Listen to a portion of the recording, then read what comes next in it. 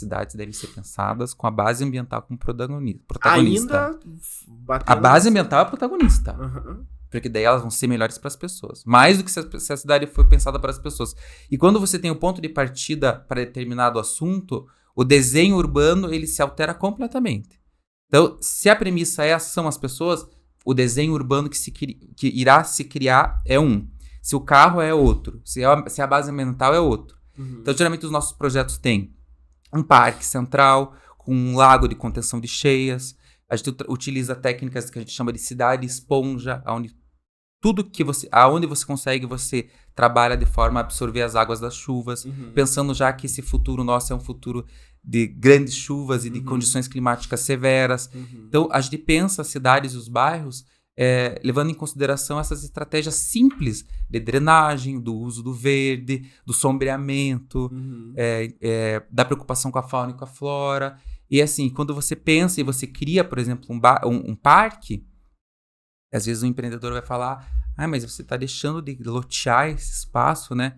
Eu poderia estar aqui colocando um monte de lote, um monte de casinha. Daí a gente fala, não, vamos fazer conta junto. Hoje em dia a gente faz conta junto com o cliente para ele entender que ele ganha muito mais não construindo aqui e verticalizando e adensando em torno desse parque, porque ele está agregando valor ao metro quadrado dele quando você tem uma vista para um parque. Então eu não coloco a casa aqui, mas eu verticalizo na borda e agrego valor porque eu tenho um parque. Agora eu não moro numa cidade, eu não moro numa rua, eu moro de frente para um parque. Então eu dobro o valor do metro quadrado. É porque você pega 100 casas por 100 mil ou 50 casas por 250 mil porque tem Você gera, assim, são estratégias simples, né? São estratégias muito simples. Quer dizer, você agrega valor por metro quadrado, melhora a vista de quem vai morar na proximidade, gera densidade, que é importante, porque daí a infraestrutura fica mais bem distribuída.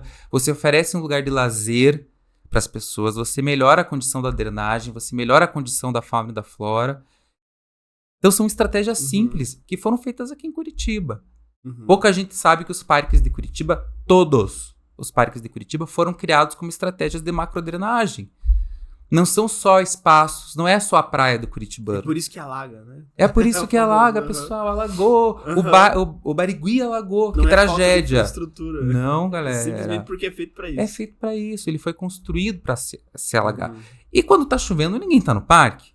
Vamos combinar que tá tudo certo, né? Então quando a chuva para, a água percola e o parque devolve espaço às pessoas. Então essa estratégia que foi utilizada em Curitiba e que salvou Curitiba das enchentes, porque alagava muito a cidade, e Curitiba não tinha o investimento que tinha São Paulo e as grandes cidades do mundo para trabalhar com sistemas enterrados de piscinões de concreto, enfim, grandes soluções de engenharia. Então se pensou numa estratégia simples e que acabou resolvendo todos os problemas e ainda oferecendo espaço para as pessoas. A natureza mesmo já faz, né? Tipo, gente, absorve. E isso que você falou é legal de pensar no ambiente, porque a consequência é melhorar para as pessoas, né? A consequência é melhorar. Então, se você pensar nas pessoas, consequentemente não vai melhorar o ambiente, né? Mas você pega... Você vai resolvendo o problema. Vai resolvendo. Você pega o ponto inicial... Mas é só isso. Você não entrega nada além do problema e às vezes nem consegue resolver o problema. Então, esse é o raciocínio, né? E projetar cidades, tipo, o urbanismo, eu não entendo nada do urbanismo. E a gente tá falando de condomínios fechados, a gente tá falando literalmente de bairros. O que é projeto? O que é um projeto de urbanismo? Que nem se fala, vou projetar, aqui vai ter um lago, aqui vai ter tal. Quem que é o cliente disso? Vamos lá, você falou em condomínio fechado. Isso polêmico, entra ou não? Polêmico, assunto polêmico.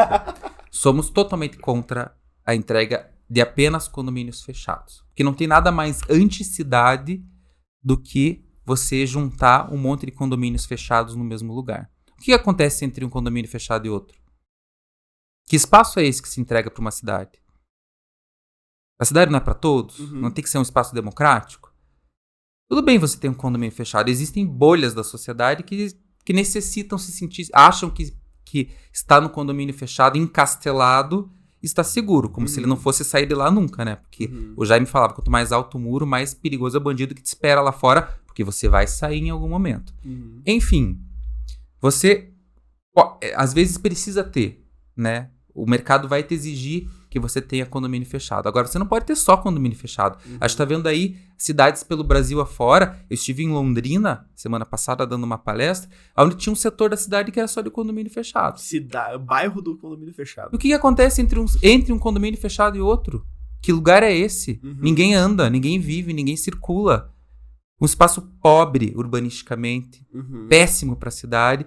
E os condomínios fechados são grandes, então você também acaba criando uma dificuldade de permeabilidade. Né? Você não consegue cruzar um espaço para o outro da cidade, aquilo vira um bolsão. Então, assim, o condomínio fechado é um problema gravíssimo dentro das cidades. Ele pode existir, mas ele não pode ser a única solução. Ele tem que estar encaixado dentro de uma outra estrutura que vai ter que existir para compensar essa questão do bairro planejado, do condomínio fechado. Porque no condomínio fechado eu não tenho comércio e serviço. Não posso ter. Não posso ter circulação de gente.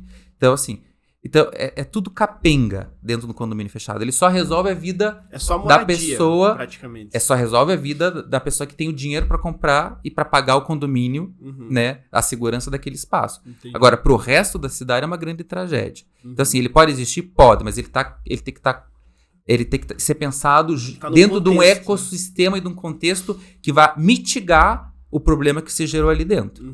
Então a gente fala, o ideal é não ter. E hoje a gente consegue, com números, comprovar que não gera segurança muro alto. Que é muito melhor você ter um bairro aberto, completo, diverso em todos os aspectos. É diversidade de uso. Então eu tenho moradia, eu tenho comércio, eu tenho lazer, eu tenho saúde, né? Eu tenho entretenimento. Quanto mais diverso, melhor. E a diversidade etária. Eu não tenho só jovem, eu não tenho só casal jovem, eu não tenho só família de propaganda. Eu tenho gente idosa também, eu tenho terceira idade, eu tenho pessoas convivendo no mesmo espaço. Isso é maravilhoso.